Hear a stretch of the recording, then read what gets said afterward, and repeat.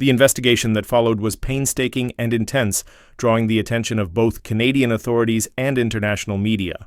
As rumors swirled across online forums and fan communities, investigators quietly gathered evidence from the site. Surveillance footage from a nearby storage shed intended to monitor equipment theft captured grainy but damning visuals of the late-night confrontation. In the video, Parker could be seen arguing heatedly with the victim before. The camera's view was obscured. Audio picked up the sounds of a struggle, followed by a chilling silence. Forensics teams later found traces of the victim's blood on a tool found in Parker's private equipment trailer, a piece of evidence that would prove crucial during the trial. Though Parker initially cooperated with authorities and maintained his innocence, the mounting evidence soon turned the tide against him. His legal team attempted to portray the incident as an unfortunate accident, an altercation that spiraled out of control during an emotionally charged moment. They argued that the pressure of the season, the mental exhaustion, and a breakdown in communication contributed to a tragic misunderstanding. However, prosecutors painted a much darker picture. They portrayed Parker as a man on the brink, someone whose mounting frustration and unchecked aggression had crossed a line. Witnesses, including several longtime crew members, were called to testify about Parker's behavior in the days leading up to the incident. Some described him as withdrawn, snapping at colleagues, and obsessing over production targets. Others recounted prior verbal threats and even physical intimidation. The turning point in the trial came when a former foreman who had worked closely with Parker for over 4 seasons took the stand. He described a side of Parker the public never saw, one driven not just by ambition, but by rage and desperation. He recounted a specific moment, weeks before the incident, when Parker allegedly threatened to end anyone who cost him another ounce of gold. Though the statement had been dismissed as hyperbole at the time, it now hung in the courtroom with chilling clarity. The jury deliberated for several days, weighing the defense's plea for manslaughter against the prosecution's case for premeditated violence. In the end, the weight of the evidence proved too damning. The judge, in delivering the sentence, remarked on the tragedy of a promising life gone off course and the irreversible consequences of a single night's fury. As Parker was led away in handcuffs, the courtroom fell into stunned silence. A surreal ending to a reality star's once-celebrated journey. As the trial unfolded, the courtroom became a theater of high drama, filled with tense exchanges, emotional testimonies, and shocking revelations. Prosecutors meticulously detailed Parker Schnabel's descent into obsession and control. They presented a series of emails and texts sent to various crew members in the weeks leading up to the incident, which revealed a man increasingly convinced he was being undermined from within. The language in these messages ranged from frustrated outbursts to more calculated warnings. One particularly chilling message, sent just days before the fatal night, read, "If he keeps screwing with my machines, he's going to regret it. I'm not playing anymore." Prosecutors argued this wasn't an empty threat, it was a clear indication of intent. The defense tried to counter with character witnesses and a narrative built around stress-induced impulsivity. They called former castmates, friends, and even members of Parker's family to the stand, including his mother Nancy and a former Discovery producer who testified to Parker's commitment to his crew and his historically nonviolent nature. They argued that the intense conditions in the Yukon, long hours, isolation, physical exhaustion, had created a mental breaking point. They also pointed out that the video footage, while damaging, lacked clear audio and didn't show the actual moment of impact. However, the prosecution's expert witnesses, including a forensic audio analyst and a digital imaging specialist, contended that the faint audio did support a violent encounter, and enhancements of the footage revealed what they claimed were telltale signs of premeditated aggression, including Parker allegedly picking up an object moments before the fatal blow. Adding to the case was the testimony of a forensic psychologist who evaluated Parker during his pre-trial detention. While acknowledging signs of stress and anxiety, the expert noted Parker's deep-seated resentment toward the victim and a pattern of scapegoating others when operations didn't meet his expectations. This psychological profile aligned with the prosecution's theory. Parker had singled out the victim as the reason for his season's failures, fueling a toxic obsession that ultimately turned deadly. The jury, clearly moved by the gravity of the evidence, listened intently as both sides delivered their closing arguments. When the verdict was finally read, guilty of first-degree murder, the air left the courtroom. Parker sat motionless, eyes forward as the judge sentenced him to life without parole. Outside, fans and critics alike struggled to reconcile the image of the adventurous young miner with the convicted man now facing a lifetime behind bars. As media outlets across North America picked up the story, public opinion quickly split into sharply opposing camps. Some fans of Gold Rush struggled to accept the verdict, insisting that the Parker they had watched for over a decade could never commit such an act deliberately. Online forums were flooded with speculation, theories, and debates over whether Parker had been unfairly portrayed or whether the pressure of his mining empire had finally pushed him over the edge. Others, however, believed the court's decision was justified. To them, the detailed forensic analysis, the testimonies of co-workers, and the damning digital evidence painted a clear picture. This was not a tragic accident, but a calculated act. Born from paranoia and deteriorating mental health, the autopsy report became a focal point in post-trial discussions. According to the coroner, the victim had sustained 3 separate impacts to the skull, all delivered with significant force, likely from a large, heavy object such as a pry bar or mining jack.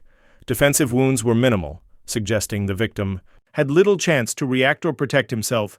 This contradicted the defense's argument of a mutual struggle. Experts emphasized that the nature of the wounds suggested rage rather than fear, an attack driven by emotion, not self-preservation. These findings ultimately played a crucial role in swaying the jury toward a first-degree murder conviction. In the aftermath of the sentencing, Parker was transferred to a maximum security facility in British Columbia. There, he would spend the remainder of his life, an unthinkable outcome for someone once seen as the future of a generational legacy. His grandfather, John Schnabel, had been a beloved figure on the show, and many fans mourned how the family's name would now be forever associated with tragedy and scandal. Some former crew members spoke to the media under condition of anonymity, describing how Parker's behavior had gradually changed in recent years. They recalled angry outbursts, growing distrust of his team, and an obsession with hitting increasingly unrealistic gold targets. One crew member admitted that while Parker had once inspired loyalty and admiration, the environment on site had become so toxic that morale had plummeted long before the fatal incident. Discovery Channel, faced with mounting backlash, released a second, more detailed statement a week later. In it, they acknowledged the gravity of the situation and pledged to support the victim's family in any way possible. They also confirmed that no new episodes of Gold Rush would be produced. Featuring Parker Schnabel, the once flagship star had fallen from grace, and the show's future was left in limbo, forever marked by the dark shadow of what had transpired in the cold, remote mining fields of British Columbia. As Parker Schnabel adjusted to his new reality, behind bars the impact of his downfall continued to ripple far beyond the prison walls. Gold Rush, once a cornerstone of Discovery Channel's reality lineup, saw viewership collapse almost overnight. What was once a feel-good saga of perseverance and raw adventure had now become a chilling reminder of how fame can unravel in the harshest ways. Social media campaigns urging Discovery to cancel the show gained traction, with hashtags like Cancel Gold Rush and Justice for the Victim trending across platforms. Sponsors quietly pulled their advertising, not wanting to be associated with the scandal. Even reruns featuring Parker were swiftly removed from rotation in several countries as networks scrambled to control the damage. Behind the scenes, former producers and crew members began speaking out anonymously, revealing a troubling picture of life on set. Some admitted that while Parker had once been the charismatic heart of the show, there were signs that things were going wrong long before the crime. Production staff described the grueling filming schedules and the relentless push for dramatic tension. According to one producer, the pressure to keep audiences engaged led to a culture where personal breakdowns were not only ignored, but sometimes exploited. "We saw Parker cracking," one crew member confided, "but we kept rolling." These revelations triggered fresh debate over the ethics of reality television, particularly shows set in high-risk, high-stress environments. Advocacy groups called for stronger mental health oversight in the industry, urging networks to implement mandatory counseling and psychological evaluations for cast members. Back in prison, Parker's daily existence had become a stark contrast to the wide-open landscapes he once roamed. The confined, gray corridors of the maximum security institution in northern Canada were now his world. guards described him as quiet, compliant, and deeply withdrawn. He had declined participation in most group activities and was reportedly placed under observation during his first weeks due to concerns over his mental state. Those close to him say he spends much of his time writing letters, some to family, others never mailed. One source claimed that Parker had begun keeping a journal, detailing dreams where he's back at the claim, walking the creeks with his grandfather, or supervising a crew before waking to the reality of his cell. These private writings, one former friend noted, were filled with remorse and an almost obsessive longing to undo what had happened. Family members have remained largely silent since the sentencing, aside from a brief, tearful statement from Parker's mother, Nancy, who asked the public for compassion and privacy. Friends and fans who once idolized Parker were left struggling to reconcile the young man they had admired with the one now serving a life sentence. The story that had once symbolized the pursuit of the American dream had turned into a haunting parable of isolation, unchecked ambition, and irreversible tragedy. The Justice for Parker movement has become more than just a fringe internet campaign. It's grown into a notable voice within both the reality television fanbase and the wider mining community.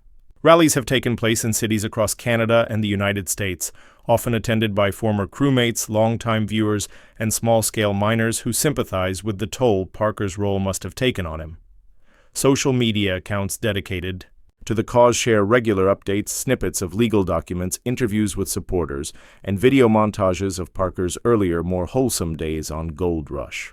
One prominent supporter, a retired miner from Alaska, has even traveled to major news outlets advocating for prison reform and pushing the narrative that Parker's punishment did not fit the complexity of the situation. Despite their growing visibility, the group remains divisive. The victim's family has repeatedly called their efforts disrespectful, insisting that the tragedy must not be eclipsed by fan loyalty or media sensationalism. This public schism has exposed deeper cultural conversations about accountability and celebrity influence. Experts in media ethics point out how reality TV often constructs heroes without fully understanding the psychological cost of putting real people under relentless public scrutiny. Parker, who began filming at just 16, had little in the way of privacy or downtime for nearly a decade. His life, including personal failures, romantic breakups, and professional missteps, was edited into digestible drama for weekly television. Mental health professionals emphasize that such sustained exposure can exacerbate existing vulnerabilities, especially in high-stress environments like the remote mining camps Parker operated in. In response to the growing outcry, some television networks have quietly started reviewing their internal policies on participant support. Several production companies are now reportedly considering implementing mental health screenings, on-site therapists, and anonymous complaint systems for cast and crew members. Within the mining industry, too, the tragedy has been a wake-up call. Associations and regulatory bodies are revisiting workplace safety standards, not just in terms of equipment and physical risk, but also interpersonal conflict and psychological welfare. Discussions have emerged around implementing conflict resolution, training for supervisors, establishing clear escalation protocols for disputes, and offering access to mental health professionals, even in remote operations. Mining executives have noted that while profit margins and production targets often dominate the field, this case underscores the critical importance of human factors that have long been neglected. As the future of Gold Rush hangs in the balance, producers are grappling with how to address the narrative shift. While some insiders suggest the show may pivot toward highlighting smaller, family-run operations or return to historical gold mining stories, others believe the damage to the brand is too deep to recover. Parker was not just another miner. He was the symbol of the show's heart and evolution. His story gave Gold Rush a sense of continuity and emotional depth that now feels painfully shattered. Rumors have surfaced that Discovery Channel is considering a one-time special to address the incident respectfully and provide closure, though nothing has been confirmed. Parker Schnabel's legacy, once rooted in ambition and tenacity, is now complicated and sobering. His downfall serves as a stark reminder that unchecked pressure, fame, and internalized expectations can corrode even the strongest foundations. Letters leaked from prison continue to show a man grappling with remorse, often describing vivid memories of the Klondike and his grandfather's steady guidance. In one particularly poignant note, he recalled a lesson John once taught him: that success isn't just about how much gold you find, but how well you treat the people around you. That lesson, perhaps learned too late, now echoes through every news story, fan discussion, and courtroom record tied to Parker's name. In the end, the story of Parker Schnabel has become more than a crime drama. It has evolved into a complex cultural moment, one that forces society to confront the darker edges of ambition, celebrity, and psychological endurance. What began as a hopeful tale of a young man taking the reins of a family legacy has now become a cautionary epic of how quickly things can unravel under the weight of pressure and isolation. Parker was never just another face on television. He represented the raw, unfiltered reality of perseverance in the harshest conditions. Fans watched him dig through frozen ground and overcome setbacks season after season, building not only a successful mining operation, but also a symbol of youthful grit and resilience. His fall from grace, then, has been jarring not only because of the crime, but because it shattered a collective illusion, one that conflated resilience with invincibility. Those who worked closest to Parker continue to wrestle with a web of complicated emotions. Some feel betrayed, struggling to reconcile the quiet, driven leader they followed with the convicted man now locked away. Others admit they saw warning signs long before the fatal incident, but felt powerless to intervene. The culture of mining, demanding, insular, and often prideful, left little room for vulnerability or mental health support. Long hours, financial pressure, and the ever-looming presence of cameras turned every workday into both a performance and a battlefield. For Parker, who shouldered leadership at an unusually young age, the weight of responsibility may have become overwhelming. And yet, few would have imagined it ending like this. A life sentence, a fractured family, a career erased in a single night of irreversible violence. The broader community continues to process what this downfall means. In hometowns across Alaska and the Yukon, where Parker once inspired a new generation of miners, conversations now include words like accountability, trauma, and burnout. Local educators and counselors have begun using Parker's story as a talking point in youth programs, emphasizing the importance of seeking help, managing stress, and confronting emotional turmoil before it escalates. Mining companies, too, have begun internal reviews to ensure employees have resources beyond just gear and paychecks. For those who truly knew him, the pain goes beyond public disgrace or the shuddering of a television phenomenon. It is a deep, personal grief, the kind that lingers long after headlines fade and public interest shifts. Friends, family, and long time.